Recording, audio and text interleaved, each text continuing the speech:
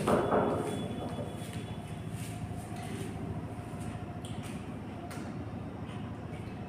हम संख्या पद्धति के बारे में पढ़ेंगे। संख्या पद्धति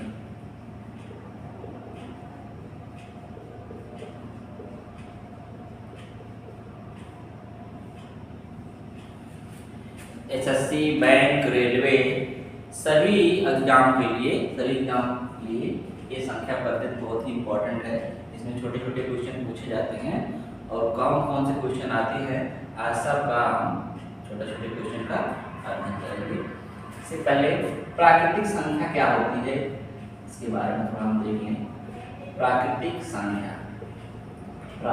संख्या क्या, जो हमारी गिनती की संख्याएं होती हैं यानी काउंटेबल नंबर होते हैं, वे सारी हमारी प्राकृतिक संख्याएं होती हैं। यानी कि 1, 2, 3, 4 इस तरह की जो संख्याएं होती हैं अनंत तक की, वे सारी संख्याएं प्राकृतिक संख्याएं कहलाती हैं। और यहाँ से एक क्वेश्चन पूछा जाता है कि सबसे छोटी प्राकृतिक संख्या क्या होती है। सबसे छोटी प्राकृतिक संख्या क्या होती है? तो सबसे छोटी प्राकृतिक संख्या हमारी 1 होती है। सबसे छोटी प्राकृतिक संख्या हमारी क्या होती है? 1 होती है। टेट में, सुपर टेट में, सारी एग्जाम में पूछा जाता है। दूसरा हमारा है पूर्ण संख्या।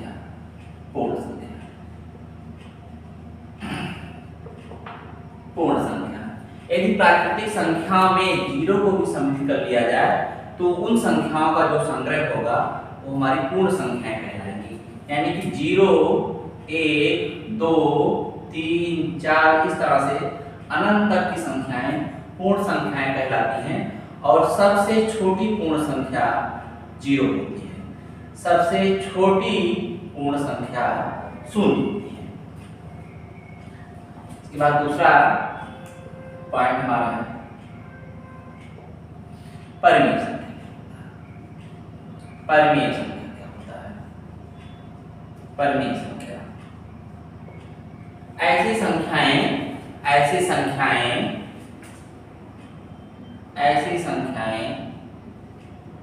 जिसे हम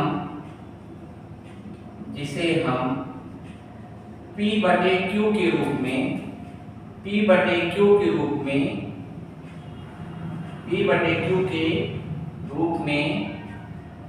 ऐसी संख्याएं जिसे हम P/Q के रूप में लिख सकें परिमेय संख्या कहलाएंगी। परिमेय संख्या कहलाएंगी।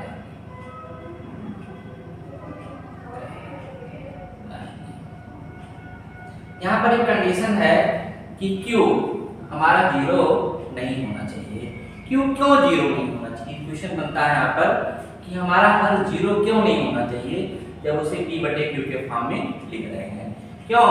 क्योंकि अगर हम किसी संख्या में जैसे 2 है, 2/0 है, जैसे 2/0 है, 2/0 को अगर हम मतलब 2 में अगर हम 0 से भाग करते हैं तो इसका मान अनंत प्राप्त होता है।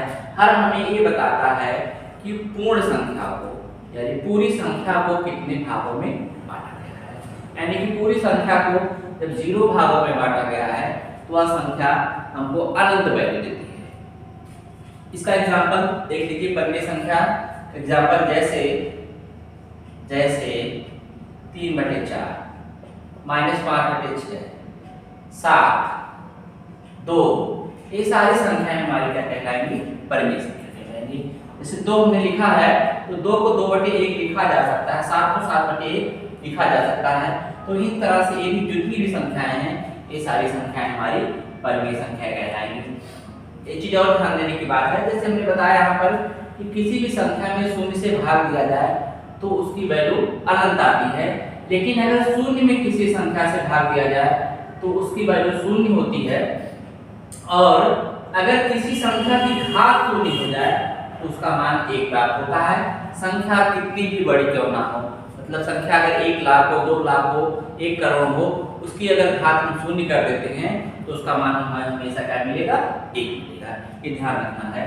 किसी भी संख्या की घात अगर 0 हो जाती है तो तो उसका मान 1 मिलता है। और यहाँ से क्वेश्चन भी बनता है, जब पूछा जाता है ऐसे 2 की घात 0 प्लस 2 की घात 1 प्लस 2 की घात 2 का मान कितना होता है। तो यहाँ 2 की घात 0 का मान 1 हो गया, प्लस 2 हो गया, प्लस 2 दूना 4 हो गया। अगर हम जोड़ लेंगे तो इसका मान कितना मिल जाएगा, 7 मिल जाएगा। इसीलिए पूछा जाता है कि हमको जानकारी है या नहीं, किसी संख्या की घात अगर 0 है तो उसका मान कितना प्राप्त होता है, 1 प्राप्त होता है।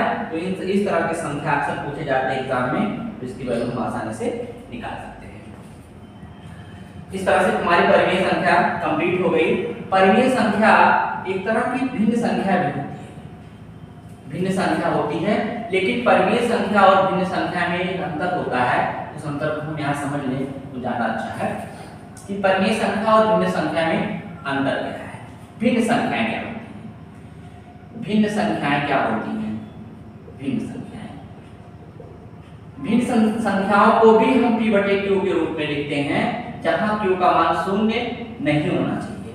जैसे 4 बटे 5 है, 4 बटे 5 है, जैसे हम लिखे 4 बटे 5, 6 बटे 7, ये हमारी क्या है, भिन्न संख्याएं हैं।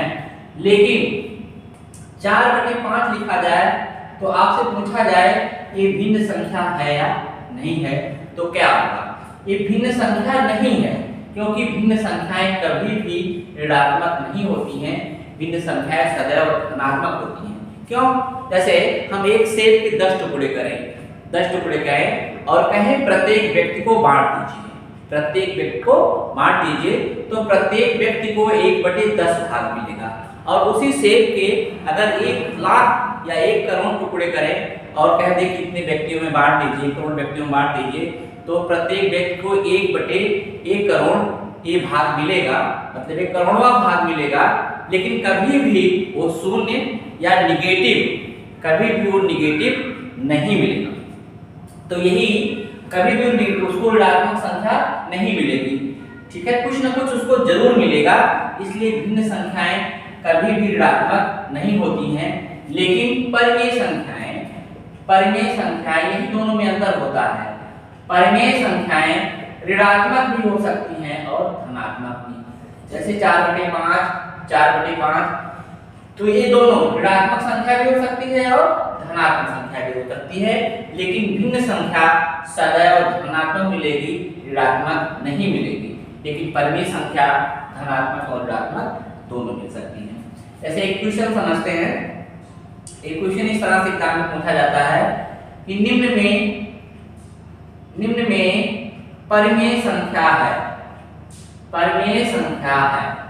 ऐसे क्वेश्चन पूछा जाएगा आपसे कि निम्न में एक परिमेय संख्या है। पहला क्वेश्चन, जैसे एग्जांपल दे दिया जाए a b c और d, 4/5 -4/5, और यहाँ ऑप्शन में a और b दोनों, और c d ऑप्शन इनमें से कोई नहीं। तो हम टिक करेंगे कि 4/5 भी देख रहे हैं कि परिमेय संख्या है, -4/5 भी परिमेय संख्या है। तो हम 4/5 और -4/5 देखेंगे दोनों किस ऑप्शन में है, क्योंकि दोनों परिमेय संख्याएं हैं। इसलिए a और b ये दोनों हमारे जो हो जाएंगे, आंसर सही हो जाएंगे। तो आंसर हम c को टिक करेंगे।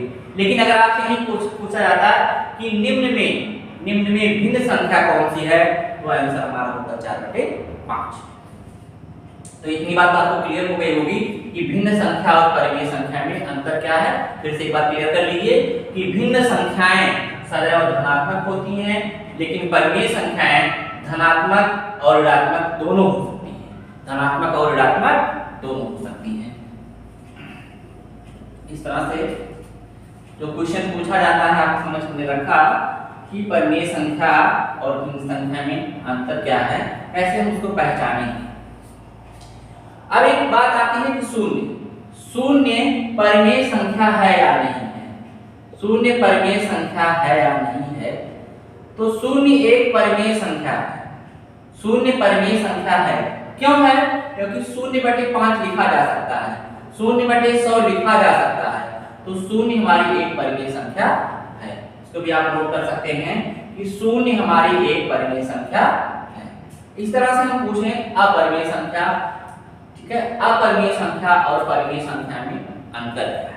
जैसे मान लीजिए बार की संख्याएं दी गई हैं, जैसे दिया गया है कि 3.45 दशमलव की संख्याएं दिया गया है, आपसे पूछा जाए कि ये परिमेय संख्या है या नहीं है, तो हम 345 बटे दशमलव को हटाना चाह रहे हैं यहाँ से, तो दशमलव को हटा रहे हैं, हर हम बना रहे हैं, दशमलव के स्थान पे 1 रख रहे हैं, बाकी जो 2 अंक बच रहे हैं उनके स्थान पे हम 0 रख दे रहे हैं।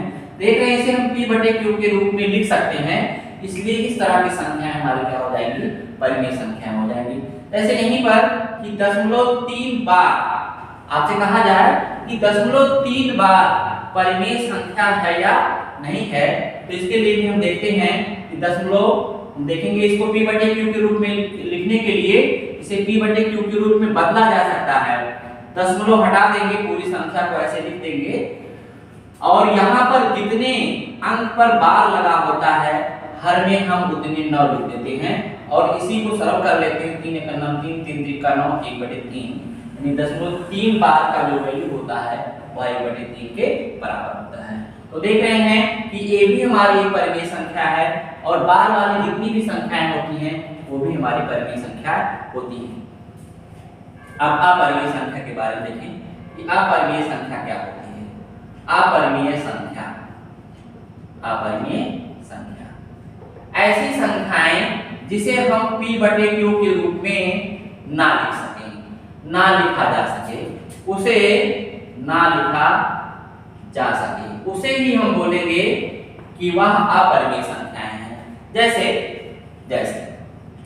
जितने भी अंडर रूट की संख्याएं हैं, under root 2, under root 3, under root 4, under root 5, under root 6, तो इस तरह की जितनी भी संख्याएं हैं ये हम कहेंगे इन संख्याओं की वैल्यू क्या है, ये संख्याएं जो हैं ये सारी क्या हैं, अपरिमेय संख्याएं हैं, क्योंकि इनकी वैल्यू निश्चित नहीं है।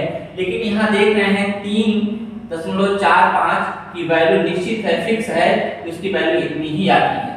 हमने यहाँ 4 को गोला किया है कि 4 हमारी अंडर रूट 4 परिमेय संख्या है या अपरिमेय संख्या है, तो हम क्या करेंगे, सबसे पहले परिमेय संख्या या अपरिमेय संख्या को जानने के लिए अंडर रूट को यानी कि स्क्वायर रूट को हल कर लेंगे। स्क्वायर रूट को हल कर लेंगे, जैसे हम जानते हैं कि 4 का वर्गमूल 2 होता है, 4 का वर्गमूल 2 होता है, और 2 हमारी एक परिमेय संख्या है।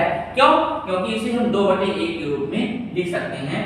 तो हम क्वेश्चन को सॉल्व करते समय ये भी ध्यान रखेंगे कि जैसे अंडर रूट 9 लिखा गया, आपसे पूछा जाए ये परिमेय संख्या है या अपरिमेय संख्या है, तो सबसे पहले हम अंडर रूट 9 को सॉल्व करने की कोशिश करेंगे, क्योंकि 9 का वर्गमूल क्या होता है, 3 के बराबर होता है, और 3 को हम 3/1 यानी p बटे q के रूप में लिख सकते हैं, इसलिए हम कहेंगे अंडर रूट 9 हमारी एक परिमेय संख्या है, ना कि अपरिमेय संख्या है।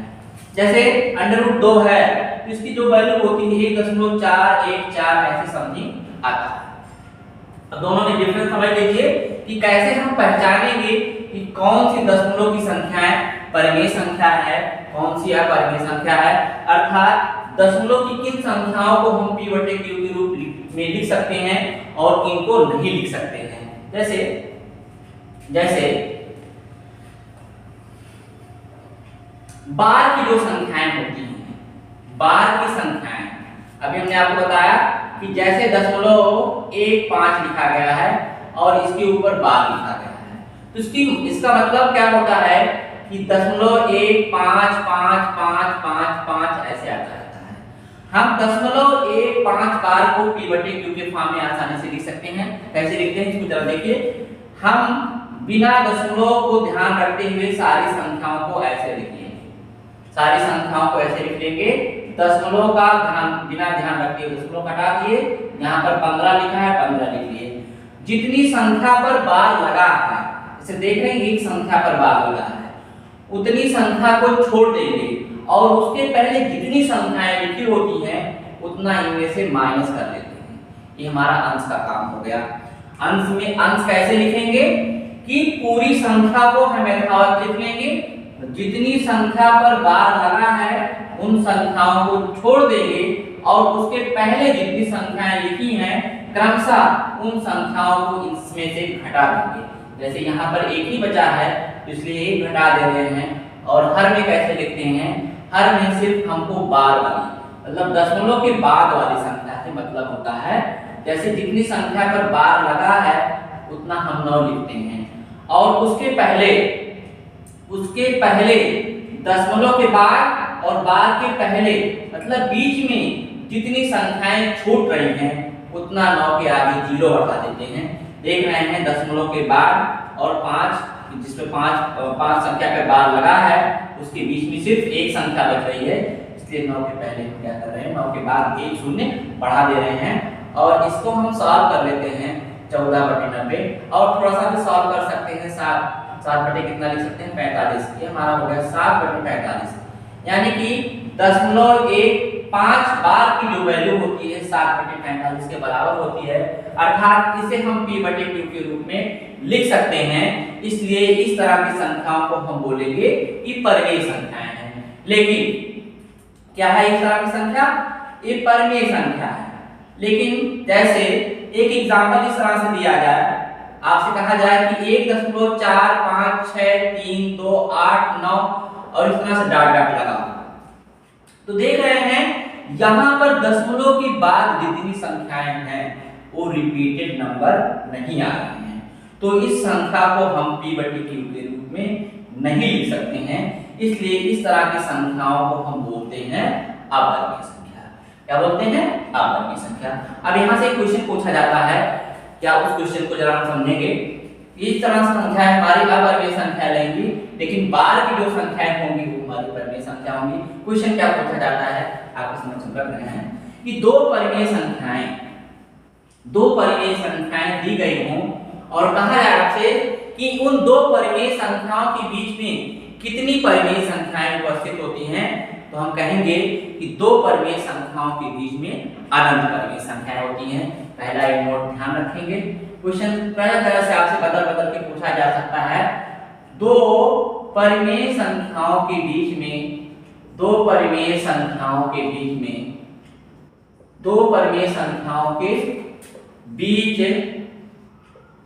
अनंत परिमेय संख्याएं होती हैं। परिमेय संख्याएं होती हैं। ज्ञात करना आपको हम बाद में सिखाएंगे कि दो परिमेय संख्याओं के बीच में हम कैसे 10 5 20 25 30 कितनी संख्याएं हम कैसे ज्ञात कर सकते हैं, उसके लिए हम बाद में बताएंगे। जैसे एक क्वेश्चन यहाँ से आपको बदल करके भी पूछा जा सकता है। जैसे कह दिया जाए कि 2/3 और 4/5 2/3 और 4/5 के बीच कितनी परिमेय संख्याएं हैं। आपसे पूछा जाए कितनी परिमेय संख्याएं हैं, क्वेश्चन बन रहा है। यहाँ पर ध्यान रखिएगा कि कहा जा रहा है कि 2/3 और 4/5 के बीच कितनी परिमेय संख्याएं हैं। चाहे ये नंबर दिया रहे, चाहे इस तरह से शब्दों में लिखा रहा है कि दो परिमेय संख्याओं के बीच में कितनी परिमेय संख्याएं होती हैं, या इस तरह से नंबर देके आपसे पूछा जाए कि 2/3 और 4/5 के बीच में कितनी परिमेय संख्याएं होंगी, तो यहाँ भी हमारा आंसर अनंत ही आएगा, अनंत हम लिखेंगे।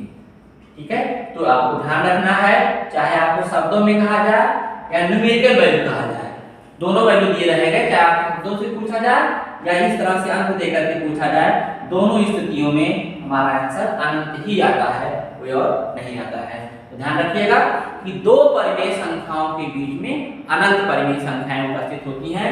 इसी तरीके से दो अपरिमेय संख्या के बीच में भी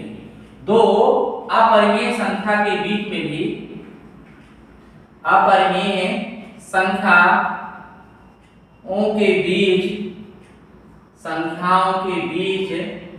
अनंत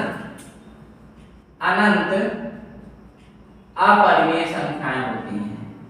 अनंत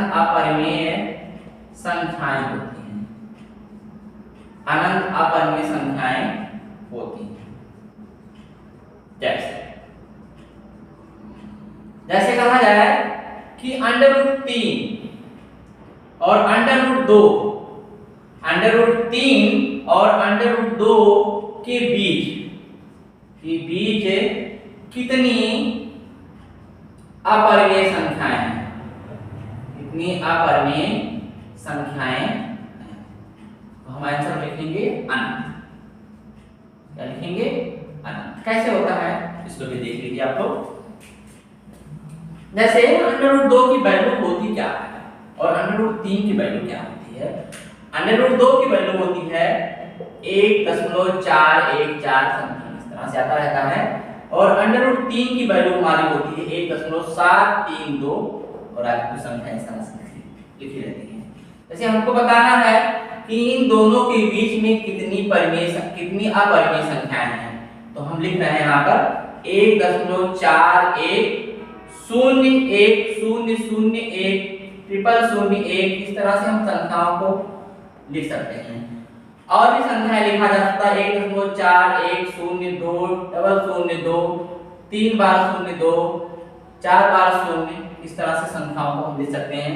देख रहे हैं इसे हम यहाँ कोई भी संख्या रिपीटेड नहीं है, इसे हम बार के रूप में भी नहीं लिख सकते हैं, इसलिए इन संख्याओं को हम p/q के फॉर्म में नहीं लिख सकते हैं। इसलिए इस तरह की जो भी संख्याएं लिखी जाएंगी वो हमारी क्या होंगी? अपरिमेय संख्याएं होंगी। और दो अपरिमेय संख्याओं के बीच में अनंत अपरिमेय संख्याएं होती हैं, ये हमको ध्यान रखना है। हमने सीखा क्या कि दो परिमेय संख्याओं के बीच में भी अनंत परिमेय संख्याएं होती हैं और दो अपरिमेय संख्याओं के बीच में भी अनंत अपरिमेय संख्याएं होती हैं। इसके बाद ये सेशन खत्म होता है। हम अगली बार बताएंगे आपको कि हम परिमेय संख्या कैसे निकालते हैं। धन्यवाद।